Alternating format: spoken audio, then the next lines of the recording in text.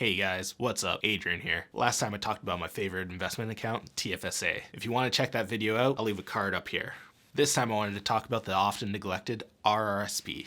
Just like the TFSA, the RRSP is a great account to shelter your money from taxes. The RRSP is an investment account designed to help Canadians invest for their retirement. Many Canadians have neglected the use of this account in favor of accounts such as the TFSA. This is because retirement just seems so far away, and many people believe that their money is locked into this RRSP. Well, just like how the TFSA has its benefits, there are many benefits to using an RRSP. And in this video, I'm going to explain the benefits and drawbacks to using an RRSP and deciding which investment account is the right one for you. Let's start with what an RRSP is. RRSP stands for Registered Retirement Savings Plan. Just like with the TFSA, the RRSP name is very misleading. It's not actually a savings plan, but actually an investment account. An RRSP can hold any kind of investment. These investments can be savings, GICs, bonds, index funds, stocks, ETFs, mutual funds, or REITs. You may have seen the term RSP and wondered what the difference is between an RSP and an RRSP. Well, an RRSP is a retirement savings plan.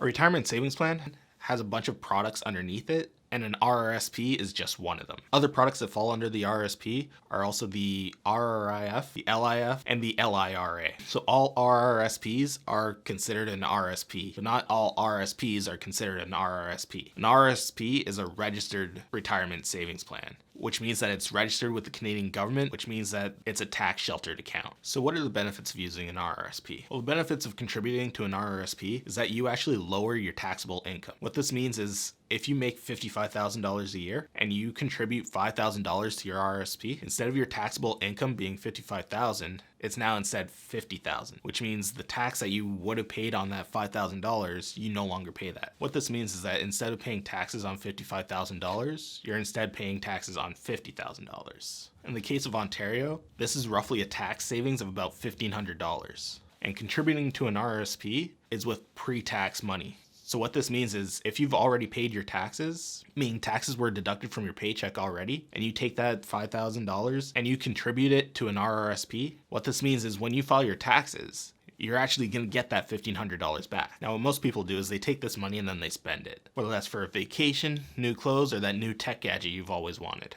But this is an investing video, so we're not going to do what everybody else does. We're going to make the most of this RRSP, and we're going to take that $1,500 and invest it again. This is how you make the most out of using an RRSP. If you were to take that same $5,000 and invest it in a non-registered account, meaning an account where you have no tax sheltering, you would be investing that $5,000, and depending on what investments you have in there, you're going to pay taxes on them, meaning that you lose from that $5,000. Let's say you put it in a TFSA. Tax-free, right? TFSA is only tax-free on the income you make within the account. The principal amount you have in there is still $5,000. If you put that money in an RRSP, you get that additional $1,500 that you can then invest again. So instead of just $5,000, you have $6,500. And because an RRSP is meant for long-term investing, the earlier you get that money in there, the longer it has to actually grow.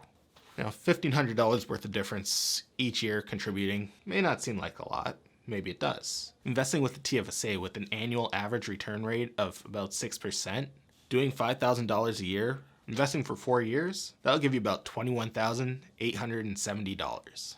Investing in an RRSP with that $6,500 a year will get you $28,435. A difference of about $6,000 to $7,000. But an RRSP truly shines with long-term investing. So what about 30 years down the road? Well, 30 years down the road, that TFSA doing $5,000 a year for 30 years with a 6% average return, that'll get you $395,290. The principal you put down for this is $150,000 after 30 years. That's about $250,000 that you made over the course of 30 years. But what about when we look at the RRSP? After 30 years, putting in $6,500 a year with a 6% average rate of return, you'll have $513,878. The principal amount you put in is $195,000.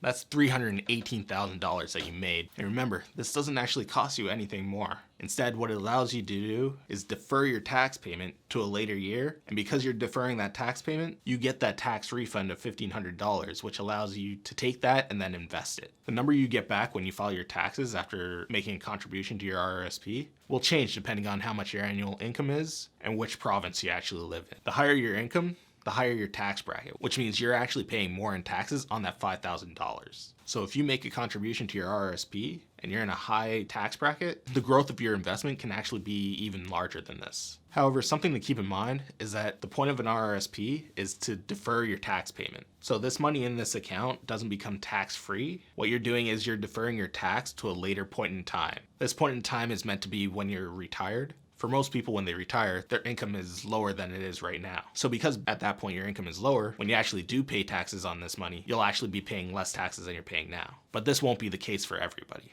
And it is something to keep in mind. Also, once you reach the age of 71, your RRSP will be converted into an RRIF, which is a Registered Retirement Income Fund, where you'll be required to make regular withdrawals from it. And at this time, you will have to pay taxes on that withdrawal. The common misconception about RRSPs is that your money is locked in and you can't withdraw it whenever you want. This is in fact wrong. You can withdraw from an RRSP at any given time. However, when you withdraw money, the financial institution holding your RRSP will impose a withholding tax on the funds that we withdraw. This is because when you withdraw that money, it then becomes taxable. So they're withholding that money for the government to pay your taxes, just as your employer would do from your pay stub. And just like with your paycheck, the larger you get paid, the more taxes they take off. When you withdraw from your RRSP, the higher your withdrawal within that year, the higher the withholding tax that they take off. However, you need to be careful because the withholding tax that they take off doesn't take into account any of your actual income. So it could be after they take in the withholding tax, at the end of the year, you may still owe money. So it's something to keep in mind. Now let's talk about contribution limits. Just like with the TFSA, each year you have a contribution limit. However, in this case, the contribution limit isn't the same for all Canadians. The contribution limit is based on your income. Every year, your contribution limit is 18%